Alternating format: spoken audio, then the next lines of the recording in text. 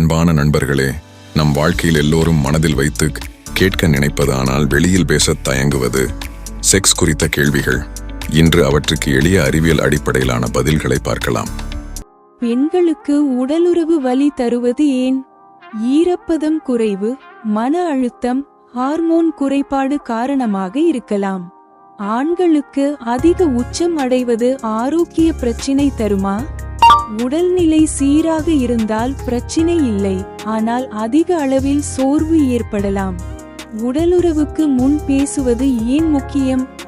இருவரின் விருப்பம், எல்லை மற்றும் பாதுகாப்பு குறித்த புரிதலை வளர்க்க உதவும். உடலுறவின் போது எந்த ஹார்மோன்கள் சுகம் தருகின்றன? Dopamine, oxytocin, என்டார்பின்கள்.